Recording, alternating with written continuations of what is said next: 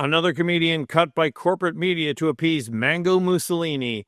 Another round of crowing by Orange Julius that he is victorious once again.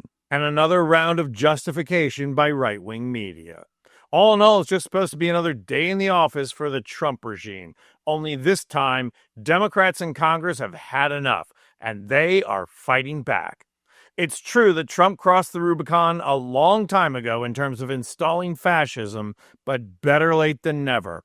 I'm going to show video of Democrats fighting back, so hold on to your seats because they are finally gearing up for a fight. When CBS caved to Trump and canceled Stephen Colbert, all the Wall Street-aligned Democrats threw up their hands and said, "But what can we do?" This time, though, a network caved under threat from the FCC, and Democrats are drawing a line in the sand, especially because Kimmel really didn't say anything offensive or false. FCC Chair Brendan Carr couldn't post to social media fast enough to celebrate Kimmel being canceled, writing, "I want to thank Nexstar for doing the right thing. Local broadcasters have an obligation to serve the public interest.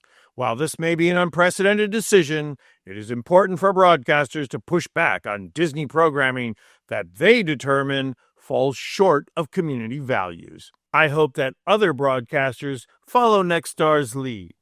Yeah, I'll bet you do, you Trump sycophant.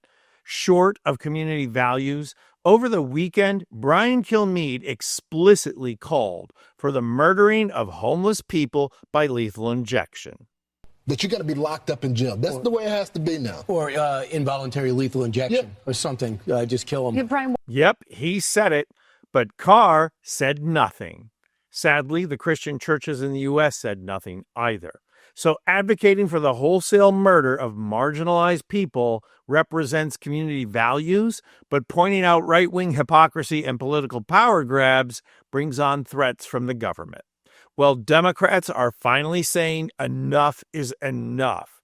Congressman Eric Swalwell came out swinging. So I want to make it clear, there's going to be a Democratic majority in just over a year.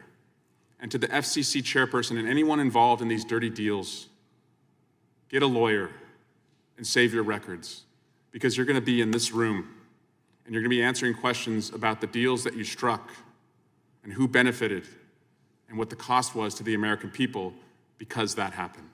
And Swalwell is not alone.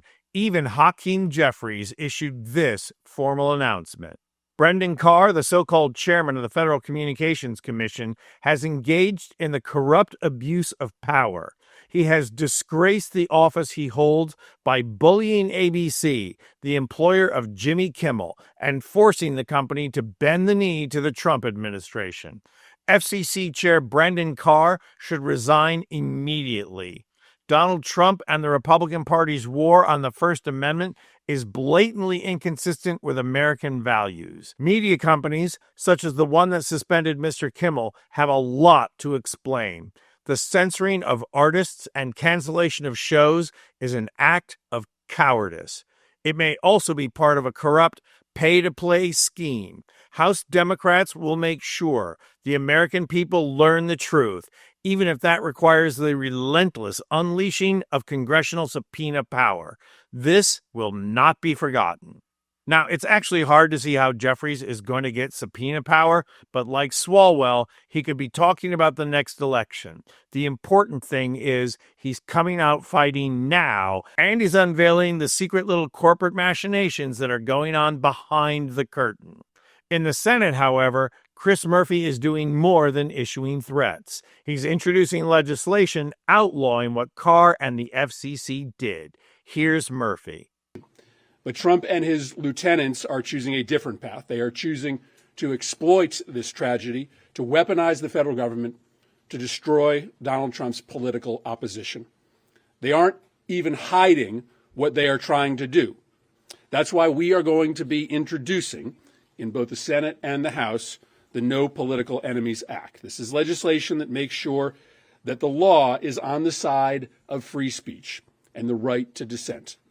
Now, I wish this legislation weren't necessary, but it is now. Donald Trump, right now, is instructing his Department of Justice to go on the hunt for his political enemies. Now, naturally, all those free speech Republican warriors are not going to back Murphy's bill, and Trump certainly isn't going to sign it. But Senate Democrats do have another ace up their sleeve. Another continuing resolution is coming up, and it's time for Democrats to play hardball. Unlike last time, Schumer can't say things will get worse with a government shutdown. Democrats need to come down hard on restoring all the funding Trump illegally cut. They need to toe the line on health care, and they need to depoliticize the FCC. And congressional Democrats aren't the only ones that need to organize. Kimmel should be tonight's guest on either Colbert, Myers, or Fallon. Everyone needs to make this the line in the sand.